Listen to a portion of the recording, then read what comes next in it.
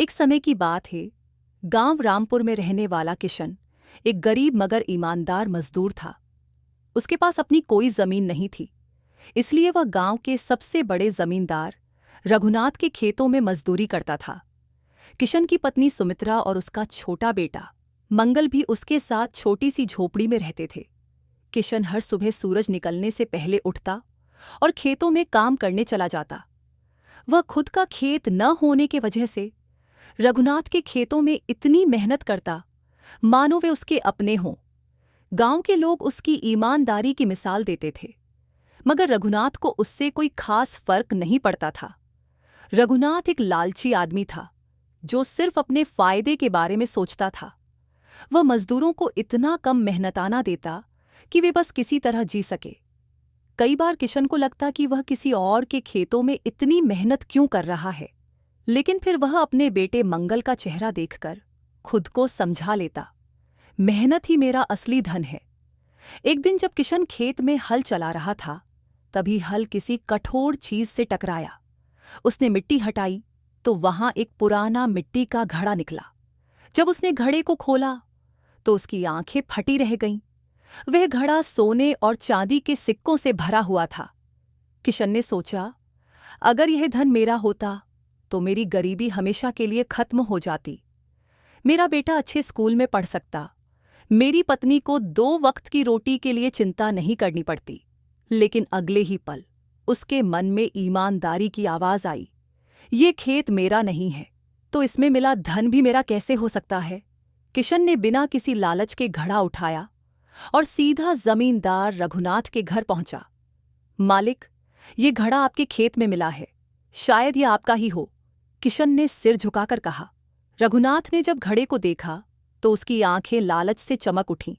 उसने मन में सोचा, अगर किशन चाहता तो ये धन खुद रख सकता था, लेकिन उसने मुझे ला दिया। अगर ऐसा ईमानदार आदमी मेरा मजदूर है तो इससे अच्छा सौदा और क्या हो सकता है। उसने दिखावे के लिए कहा, किशन, यह धन तुम्हारा है क्योंकि इसे तुमने पाया है, इसे रख लो। किशन ने सिर हिलाया, नहीं मालिक, यह खेत आपका है, इसलिए यह धन भी आपका ही है। रघुनाथ को पहली बार एहसास हुआ कि सचमुच ईमानदारी दुनिया का सबसे बड़ा खजाना है। अगले दिन रघुनाथ ने किशन को बुलाया और कहा, किशन, तुम मेरी पूरी जमीन के मुखिया बनोगे। अब से तुम सिर्फ मजदूर नहीं, मेरे खेतों के देखभाल करने वाले हो। तुम्हारी मेहनत और ईमानदारी के बिना ये खेत बंजर हो जाते। गांव के लोग हैरान थे। एक गरीब मजदूर अब जमींदार का सबसे भरोसेमंद आदमी बन गया था। किशन को अच्छा वेतन मिलने लगा और उसकी स्थिति पहले से बेहतर हो गई। पर कहानी यहीं खत्म नहीं हुई। गांव में हरिया नाम का एक और मजदूर था जो किशन की तरक्की से जलता था। वह खुद रघुनाथ के करीब जाना चाहता था, इसलिए उसने किशन के खिलाफ षड्यंत्र रचने की योजना बनाई। हरिया ने एक रात रघुनाथ के खलिहान से अनाज चुराकर उसे किशन के झोपड़ी के पास फेंक दिया और अगले दिन जाकर जमींदार से शिकायत कर दी, मालिक, किशन ने आपके खलिहान से चोरी की है। रघुनाथ को गुस्सा आया और उसने किशन को बुलाया। किशन, क्या यह सच है? किशन ने साफ कहा, मालिक, मैंने ऐसा कुछ नहीं किया। आप चाहें तो गांव के सभी लोगों से पूछ सकते हैं। गांव वालों ने भी किशन का समर्थन किया और कहा कि वह कभी चोरी नहीं कर सकता। रघुनाथ को हरिया पर शक हुआ तो उसने खेतों में और मजदूरों से पूछताछ की। आखिरकार उसकी सच्चाई सामने आ गई। हरिया पकड़ा गया और रघुनाथ ने उसे गांव से निकलवा दिया। अब किशन की ईमानदारी और मेहनत पर किसी को भी शक नहीं था। किशन की ईमानदारी और मेहनत ने पहले ही रघुनाथ को प्रभावित कर दिया था, लेकिन एक घटना ऐसी हुई जिसने किशन को रघुनाथ के दिल के और भी करीब ला दिया। एक दिन गांव में भयंकर आंधी और बारिश आई। तेज तूफान की वजह से खेतों में लगी फसलें बर्बाद होने लगीं।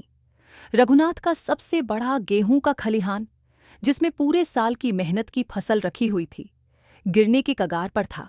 अगर वह ढह जाता तो रघुनाथ को भारी नुकसान हो सकता था। गांव के ज्यादातर मजदूर अपनी जान बचाने के लिए अपने घरों में चले गए, लेकिन किशन भागा भागा खेतों की तरफ आया। उसने देखा कि हवा इतनी तेज थी कि खलिहान कभी भी गिर सकता था। अगर यह गिर गया तो साल भर की मेहनत बर्बाद हो जाएगी। किशन ने सोचा। बिना समय गंवाए वह अपनी जान की परवाह किए बिना खलिहान को बचाने में लग गया। उसने कुछ और मजदूरों को बुलाया और सबने मिलकर लकड़ियों और रस्सियों से खलिहान को सहारा दिया।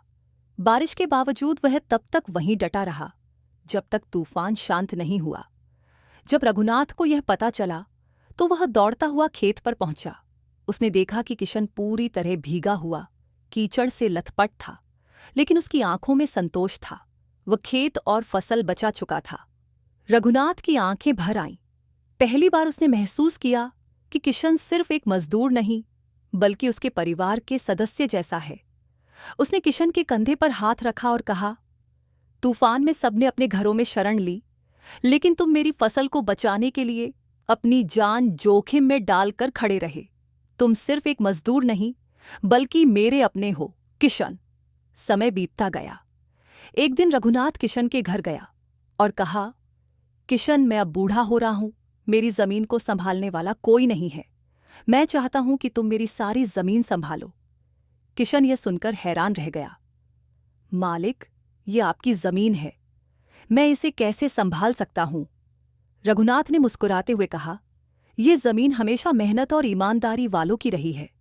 तुमने इसे अपनी मेहनत से उपजाया, इसे संवारा। अब मैं चाहता हूं कि यह तुम्हारे हाथों में रहे। किशन ने भावुक होकर हाथ जोड़े। मालिक, आपने मुझ पर जो भरोसा किया वह मेरे लिए सबसे बड़ा सम्मान है। मैं वादा करता हूं कि आपकी जमीन की हमेशा अच्छे से देखभाल करूंगा और इसे पहले से भी ज्यादा उपजाऊ बनाऊंगा। रघुनाथ ने अपनी सारी जमीन और खेत किशन को सौंप दिए। अब किशन सिर्फ एक मजदूर नहीं, बल्कि पूरे गांव का सबसे बड़ा किसान बन चुका था। लेकिन उसने कभी घमंड नहीं किया। उसने गांव के दूसरे गरीब किसानों की मदद करना शुरू किया और उनकी जिंदगी भी बेहतर बनाने की कोशिश की। गांव के लोग अब उसकी मिसाल देते थे कि मेहनत और ईमानदारी का फल देर से ही सही, लेकिन जरूर मिलता है। अंततः किशन का जीवन संघर्ष से शुरू हुआ था, लेकिन उसकी ईमानदारी और परिश्रम ने उसे एक नई ऊंचाई पर पहुंचा दिया। नीति, मेहनत, सच्चाई और निस्वार्थता ही सबसे बड़ा खजाना है। जो इन्हें अपनाता है वही सच्चा अमीर बनता है